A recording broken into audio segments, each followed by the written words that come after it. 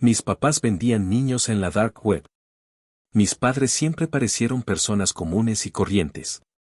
Mi mamá, Camila, era una mujer cariñosa y dedicada al hogar, mientras que mi papá, Esteban, era una figura respetada en el vecindario por su comportamiento amable y servicial. Si alguien los describiera, diría que éramos la típica familia feliz de las películas. Vivíamos en una casa grande, con todas las comodidades que alguien pudiera imaginar. Teníamos las últimas tecnologías, coches de lujo y vacaciones exóticas. Pero algo nunca cuadró del todo conmigo, ellos no parecían trabajar en nada concreto. Siempre que les preguntaba qué hacían para ganar tanto dinero, respondían lo mismo. Negocios en Internet, hijo. No te preocupes por eso. A medida que fui creciendo, esa respuesta dejó de satisfacerme. Aunque tenía todo lo que podía desear, no podía evitar sentir que algo oscuro flotaba en el aire. Mis padres siempre parecían tensos, sobre todo cuando se acercaba el final de mes. De vez en cuando, llegaban paquetes extraños a la casa, pero nunca me dejaban abrirlos. Además, había reglas estrictas que no entendía, nunca debía entrar a su oficina, ni usar sus computadoras, ni hacer preguntas sobre sus actividades. Recuerdo que mi hermana mayor, Ana, una vez se burló de mí por mi curiosidad. ¿Qué crees que hacen, Javier? ¿Esconden un tesoro ahí dentro? En ese momento, pensé que era solo una broma. Ahora desearía que lo fuera. Todo cambió una noche cuando tenía 14 años. Mis padres habían salido a cenar con unos amigos, y Ana y yo nos quedamos solos en casa. Mientras buscaba un cargador en su habitación, encontré una llave extraña en su escritorio. Tenía un diseño peculiar y estaba etiquetada con la palabra oficina. Mi corazón comenzó a latir rápido. Esa era la llave de la habitación que siempre estaba cerrada con llave. Fui corriendo a buscar a Ana para mostrarle mi descubrimiento. Pero su reacción no fue la que esperaba. En lugar de emocionarse, se puso pálida y me pidió que no la usara. Es mejor no saber, Javier. Créeme. Ana siempre había sido más sensata que yo, pero esta vez su reacción me dio más razones para insistir. ¿Por qué tenía tanto miedo?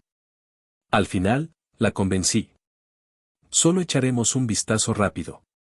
Si no hay nada raro, salimos y nunca hablamos de esto, ¿vale? Accedió con un suspiro. Al abrir la puerta de la oficina, me sorprendió lo ordenado que estaba todo. Había 2 escritorios, cada uno con una computadora de última generación. Las paredes estaban cubiertas de estanterías llenas de carpetas y documentos. Pero lo que más me llamó la atención fue un monitor encendido que mostraba una página oscura con un diseño rudimentario. ¿Qué es esto? Pregunté, acercándome. Ana miró la pantalla y de inmediato intentó apagarla.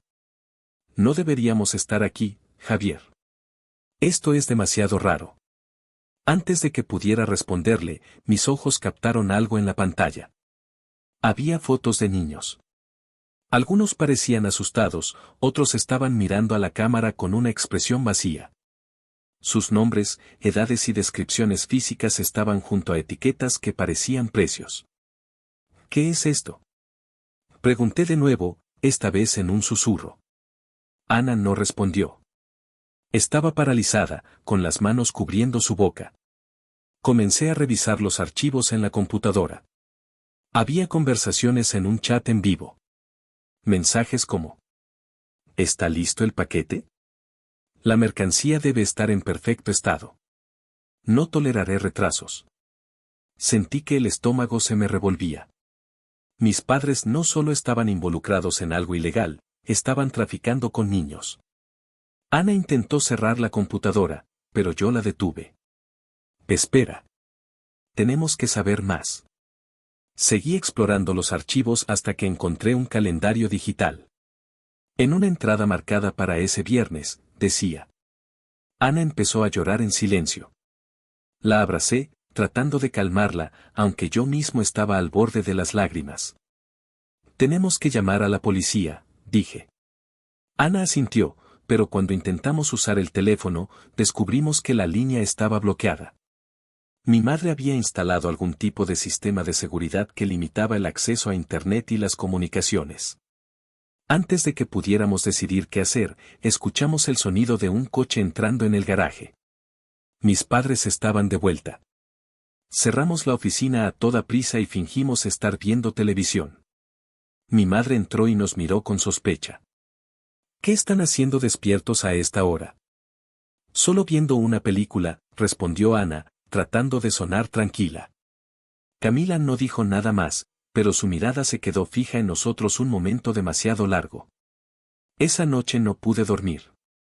Mi mente estaba llena de imágenes de esos niños en las fotos. No podía dejar de pensar en qué les esperaba ese viernes. Al día siguiente, intenté hablar con Ana para idear un plan, pero ella estaba demasiado asustada. No podemos hacer nada, Javier. No sabemos cómo detenerlos, y si nos descubren, ¿qué crees que nos harán? Aunque tenía razón, no podía aceptar quedarme de brazos cruzados. Decidí que esa misma noche volvería a entrar a la oficina para buscar más pruebas. Lo que encontré fue aún más aterrador. Había cámaras instaladas en el sótano de nuestra casa. Al principio, pensé que eran medidas de seguridad, pero entonces vi algo que me dejó helado. Había jaulas. Pequeñas jaulas con colchonetas adentro. Aunque no había nadie en ese momento, estaba claro que habían estado ocupadas antes. Mi mente no podía procesarlo. ¿Cómo podían mis padres, las personas que me criaron, hacer algo tan monstruoso? Ana finalmente se unió a mí en la oficina cuando vio que no iba a detenerme. Al ver las imágenes de las cámaras, comenzó a llorar de nuevo. Esto no puede estar pasando, murmuró. Intentamos hacer capturas de pantalla y guardar algunos archivos en una memoria USB, pero justo cuando estábamos a punto de salir, la computadora emitió un pitido. Alguien estaba intentando conectarse de forma remota. Cerramos todo de golpe y salimos de la oficina justo a tiempo. Mi madre subió las escaleras en ese momento. ¿Qué estaban haciendo ahí dentro?, preguntó, con una mirada que me congeló la sangre. Nada, solo buscaba mi cargador, mentí. Ella no pareció convencida, pero no insistió. Esa noche, Ana y yo decidimos que no podíamos esperar hasta el viernes. Teníamos que liberar a esos niños antes de que fuera demasiado tarde. Ana y yo sabíamos que no podíamos hacerlo solos. La idea de enfrentarnos a nuestros padres, quienes claramente eran capaces de cosas impensables, nos aterraba. Pero, por otro lado, no teníamos tiempo que perder. Aquella entrega marcada en el calendario sucedería pronto. Esa misma noche, mientras mis padres dormían, Ana y yo revisamos la casa en busca de llaves o pistas sobre cómo acceder al sótano, donde habíamos visto las jaulas en las cámaras. Encontramos una pequeña caja fuerte en el armario de mi padre, oculta bajo un falso fondo. Estaba cerrada con combinación. Debe ser aquí donde guardan las llaves o algo importante, dije en un susurro. Intentamos varias combinaciones, pero no tuvimos éxito. Finalmente, Ana se detuvo, frustrada. No tenemos tiempo para esto, Javier. Hay que entrar al sótano de otra forma. Sabíamos que había una puerta hacia el sótano detrás de la despensa de la cocina. Mis padres la mantenían cerrada con un candado grueso, pero logramos forzarlo con una palanca que encontramos en el garaje. El aire en el sótano era pesado, húmedo y helado. Había un fuerte olor a cloro, como si intentaran mantenerlo limpio, pero eso solo hacía más inquietante la escena que encontramos. Había jaulas de diferentes tamaños, apiladas unas sobre otras, como si fueran estanterías. Algunas tenían juguetes rotos y mantas gastadas, como para dar una ilusión de comodidad. Pero lo peor de todo eran las marcas en el suelo, rayones, como si algo pesado hubiera sido arrastrado repetidamente. Ana estaba pálida, al borde de las lágrimas. Yo también sentía que podía desmayarme en cualquier momento, pero entonces vi algo que llamó mi atención, una carpeta negra encima de una mesa vieja. Dentro, había documentos detallados con nombres, edades y fotos de niños. También había listas de clientes, direcciones de envío y montos de dinero. Todo estaba meticulosamente organizado, como si mis padres fueran dueños de una empresa y no de una red de tráfico humano. Ana y yo no dijimos nada mientras revisábamos esos papeles. No había palabras para describir lo que estábamos viendo. Entonces, escuchamos un ruido. Era el crujido de una puerta abriéndose. Ana apagó la linterna de inmediato, y ambos contuvimos la respiración. Alguien estaba bajando las escaleras. ¿Quién está ahí? La voz de mi padre resonó en el sótano. Ana me agarró del brazo con fuerza, y ambos nos escondimos detrás de unas cajas. Lo vimos caminar lentamente, sosteniendo una linterna. Su rostro estaba serio, tenso. Llevaba algo en la mano, una pistola. Sé que alguien está aquí, dijo, con un tono gélido. Nos quedamos inmóviles, temblando. Él revisó la habitación con cuidado, deteniéndose cerca de la mesa donde habíamos dejado los documentos. Por un momento, pensé que nos descubriría, pero entonces algo lo distrajo. Su teléfono sonó. ¿Qué? ¿Ahora? Dijo, contestando con impaciencia. Hizo una pausa, escuchando a la persona al otro lado de la línea, y luego agregó, está bien. Salgo de inmediato. Guardó el teléfono, tomó los papeles y salió apresuradamente del sótano. Ana y yo soltamos un suspiro de alivio, aunque nuestros corazones seguían latiendo descontroladamente. Esto es más grande de lo que pensábamos, dijo Ana, con la voz temblorosa. Sabíamos que no podíamos seguir esperando. Usamos la información de la carpeta para intentar contactar a alguien que pudiera ayudarnos. Encontramos el nombre de un hombre, alguien que parecía ser un cliente habitual, pero no sabíamos si podíamos confiar en él. En cambio, decidimos acudir al único adulto en quien confiábamos, nuestro vecino, el señor Ricardo. Era un hombre mayor, siempre amable con nosotros, y un exoficial de policía retirado. Fuimos a su casa esa misma noche. ¿Qué están haciendo aquí a estas horas?, preguntó, sorprendido al vernos. Necesitamos su ayuda. Es urgente, respondí, rogando que no nos rechazara. Le contamos todo, las jaulas, los documentos, las cámaras. Al principio, pensó que estábamos exagerando, pero cuando le mostramos las fotos que habíamos tomado con mi teléfono, su rostro cambió. No puedo creerlo, murmuró. Nos prometió que llamaría a algunos de sus antiguos colegas para investigar, pero nos advirtió que debíamos ser muy cuidadosos. Si nuestros padres sospechaban algo, las cosas podrían ponerse peligrosas.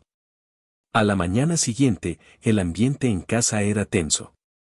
Mis padres actuaban con normalidad, pero noté que mi madre nos observaba más de lo habitual. Ana y yo fingimos estar tranquilos, pero el miedo nos consumía. Esa tarde, el señor Ricardo nos llamó para decirnos que había contactado a la policía y que vendrían esa noche para registrar la casa. Nos pidió que nos mantuviéramos alejados del sótano hasta entonces.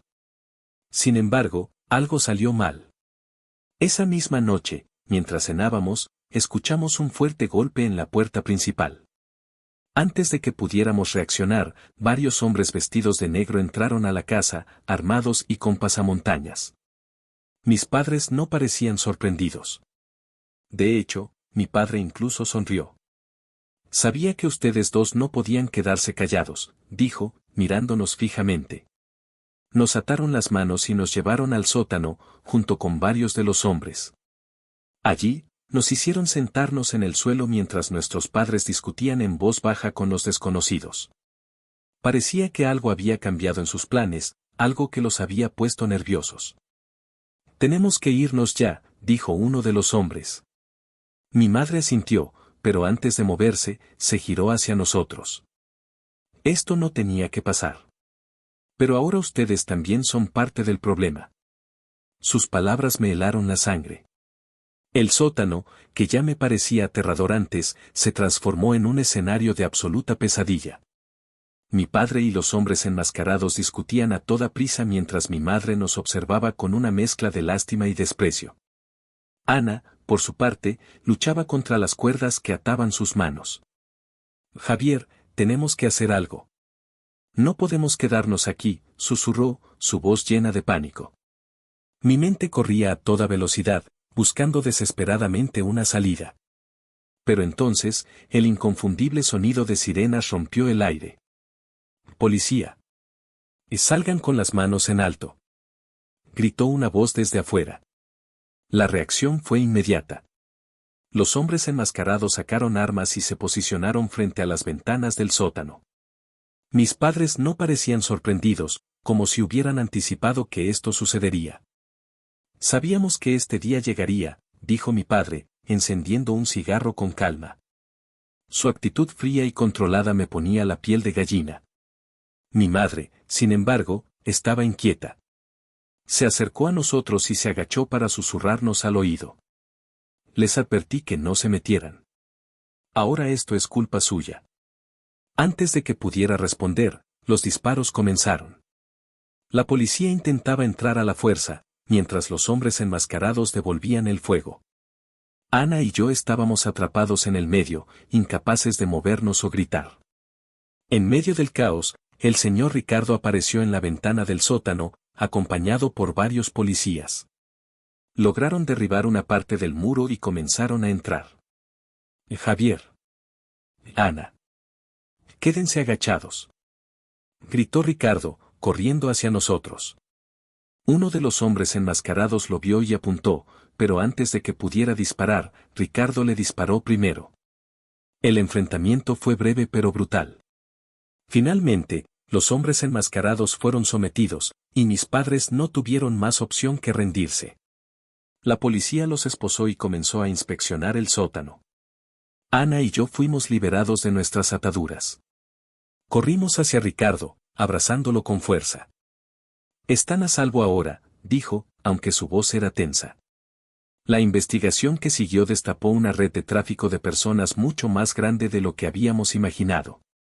Nuestros padres no eran simples intermediarios, eran piezas clave en un sistema internacional que operaba a través de la Dark Web. Las autoridades encontraron pruebas suficientes para encarcelarlos por el resto de sus vidas, pero el daño ya estaba hecho. Ana y yo fuimos puestos bajo el cuidado del señor Ricardo, quien se convirtió en nuestra única familia.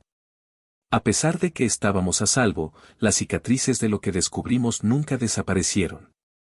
Ana tenía pesadillas constantes, y yo no podía evitar sentir culpa por no haber actuado antes. La verdad sobre nuestros padres era algo que jamás podríamos olvidar. Un día, mientras limpiábamos la casa antes de mudarnos definitivamente con Ricardo, encontré una última carpeta escondida bajo una tabla del suelo. Dentro, había una carta de mi madre. Queridos hijos. Lo siento. Sé que nada de lo que escriba puede justificar lo que hemos hecho, pero deben entender que no empezamos así. La desesperación nos llevó a tomar decisiones terribles. No esperaba que ustedes lo descubrieran de esta manera, pero quizás sea lo mejor. Ahora están libres de nuestro peso. Ana y Javier, nunca dejamos de amarlos, pero entendemos que nunca podrán perdonarnos. Con amor. Mamá. Esa carta fue la última pieza del rompecabezas. No sabía si creerle o no, pero una cosa era segura, Ana y yo merecíamos algo mejor. Prometimos dejar atrás ese capítulo oscuro de nuestras vidas y construir un futuro donde el amor y la confianza fueran nuestras prioridades. Sin embargo, a veces, en las noches más silenciosas, todavía escucho el eco de esas jaulas y me pregunto si alguna vez podré escapar completamente de esa sombra.